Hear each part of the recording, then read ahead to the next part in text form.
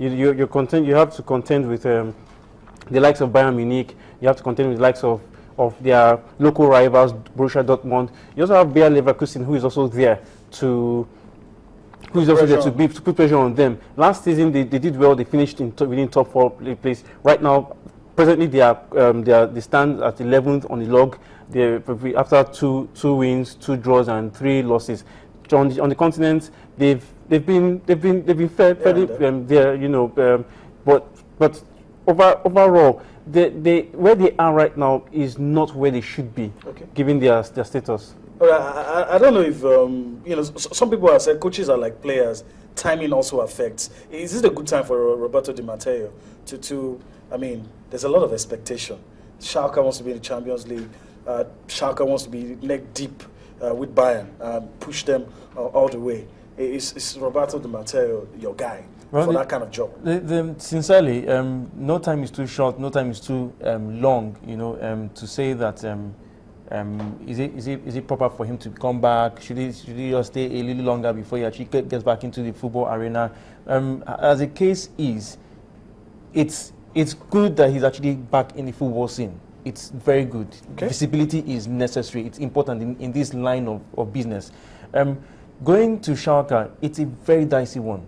German football can be critical in a lot of ways, and Di Matteo would find himself under constant scrutiny from fans, from Schalke board itself. Even if at all they actually give him that time and that space, the media itself would definitely be down his toes. Okay, guys, let's cross borders and go to Italy. And we're laughing about this earlier. Carlo Tavecchio, the Italian Football Association president, has been banned by UEFA, Europe's football governing body, for 6 months for racist comments he made. But I don't know if it's a sweeping statement. A lot of these things come out from Italy. You remember the other time, Paulo Di Canio, a lot of people said similar things. Some called him a fascist. And even when Mario Balotelli was coming to AC Milan, he had something of similar, someone calling him a nigger, all of those things. Is it peculiar to Italy, or it was just comments? I'm going to go to Tonte. Or was it comments just taken out of context? Well, for the president of the Italian FA, it wasn't taken out of context because he was deliberate. He knew what he was saying. He was making reference to the crop of the number of foreigners playing, especially African players playing their trade in Italy. And for him, he felt he was trying to be humorous, but he failing to realize that was a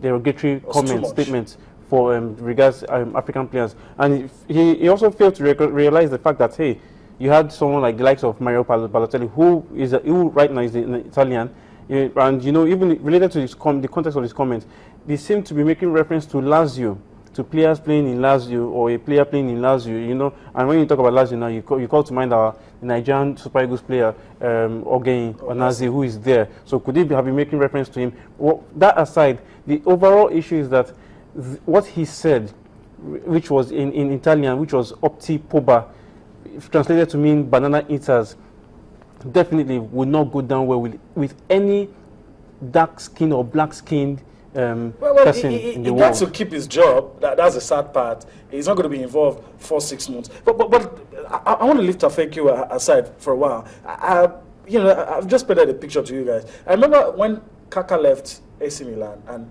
Marcello Lippi was Italian coach, and he said, one less foreigner.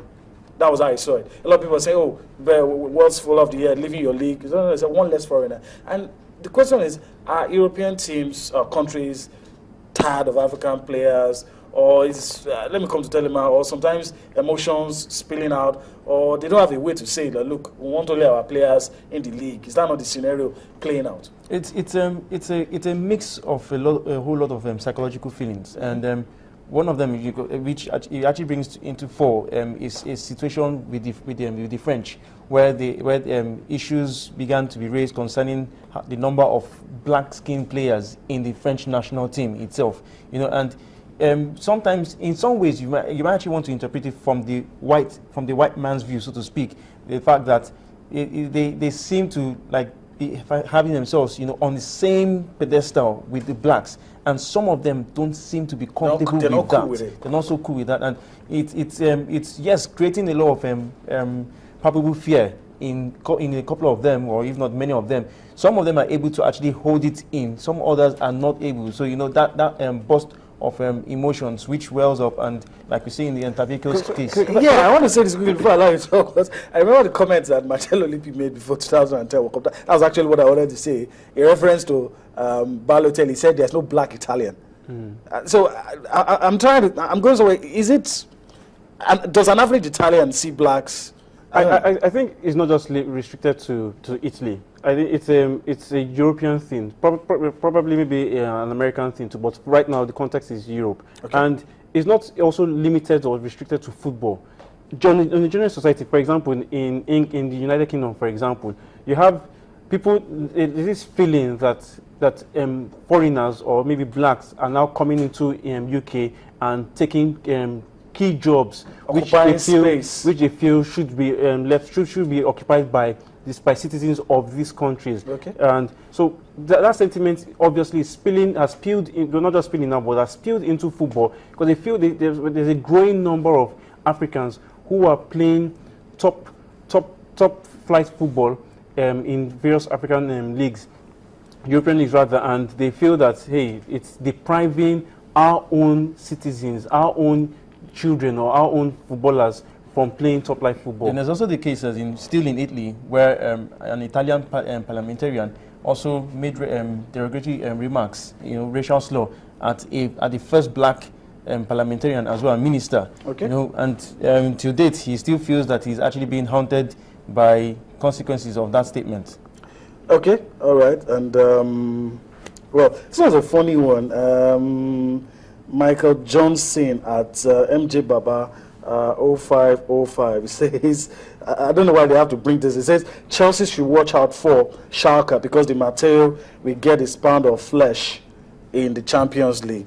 I mean, I didn't even remember that. Well, okay, we'll wait. We'll wait. Well, pound of flesh has, in football, today's football, modern day football, anything can happen. Things happen. Coaches get hired, coaches get fired. So I don't think Di Matteo would have that grudge against Chelsea. As a matter of fact, there are two types of coaches. He has to deliver his coach. He has to deliver his job. Two types of coaches: the one that has been fired, and the one that is waiting to be fired. But let's talk about this guy on your screen. Sad one over the weekend. We're crossing over to Formula One now. And it's really sad. I don't know how to describe. Instead of us talking about how Lewis Hamilton did the almost unthinkable and outwitting Nico Rosberg, we have to talk about Jules Bianchi and fighting for his life as we speak. And I don't know. A lot of people have said maybe the race shouldn't have gone on. You're also hearing people like Felipe Massa saying, "I screamed about this. I talked about this. Nobody listened to me." And this has happened. It does, don't they? It does leave a sore taste in your mouth, sort of. There are two factors in the Japanese Grand Prix. One on the one hand has to do with the circuit in itself. Yeah.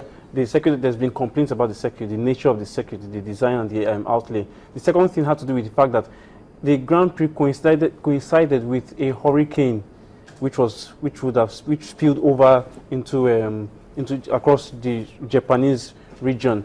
Now, this said, obviously, the latter, the weather, actually had a strong role to play during the course of the race, and perhaps, just perhaps, on the one hand, that would have been a factor to have resulted in Bianchi having been in the state where he is. But a second thing had to do with the fact that his level of experience at the Formula One at this level, because this is not as though he's raced in so many games. I think this Japanese circuit is about I think this is his first for him. So clearly that unfamiliarity with the terrain was also a factor.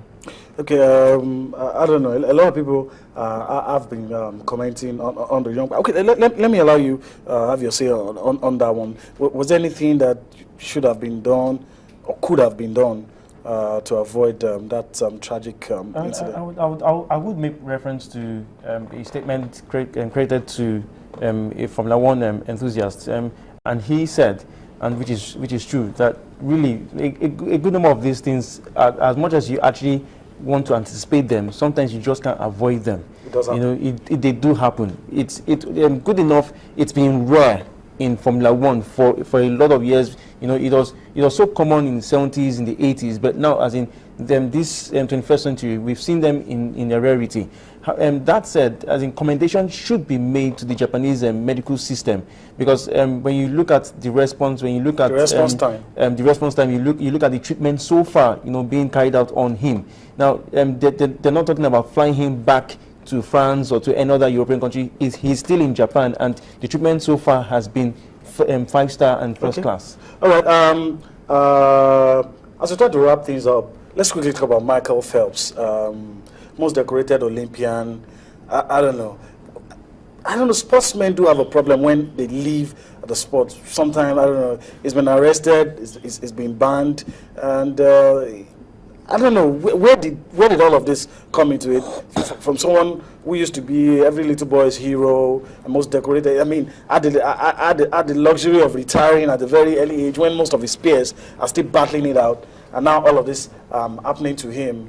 What do you think has gone wrong as we try to wrap things up? I think the first thing we need to keep in our mind in view is the fact that Michael Phelps is a human like every other person, or like every one of us. Okay. He's human. He's subject to making mistakes and also making wrong decisions. Now, this incident is one of those wrong decisions he made. Now, which he has come out to apologize about, and he's offered himself to go into rehab and to come out of this situation. Okay. However, there are consequences for such actions. Tell him I way forward for him. Do you still see him coming out of this? It's actually very difficult, given the penalties and sanctions that the USA Swimming has actually passed out on him, and which he is also obliged to accede to. It's really looking difficult, because come next year, August, he's in 2015 in Russia. He's meant to participate in an international swimming meet, which would actually serve as a qualification of sorts ahead of the Olympics in Brazil. And so far, so good. That is very much unlikely. And that said, aside from the fact that he's been handed 6-month ban, he's still going to face criminal charges come next month. And the penalty is 1 year, in prison term and fine. So it's looking really difficult for that. All right. I hope that Michael Phelps will be able to turn the corner, make that bend, and return to the guy that we all know him to be. Well, that's all we could do on Sports Tonight this lovely Tuesday evening. We hope that you've enjoyed everything we've been able to do. Join us again tomorrow when we have more time on our hands to take you on a trip across the world of sports. On behalf of everybody, Donaldino Konta, Tonte and Telema Davis, and the guys behind the scenes, pressing the buttons and pulling the switches, and a very big thank you to you for staying tuned to us on the show tonight. My name is Yemi Adebayo. Bye for now.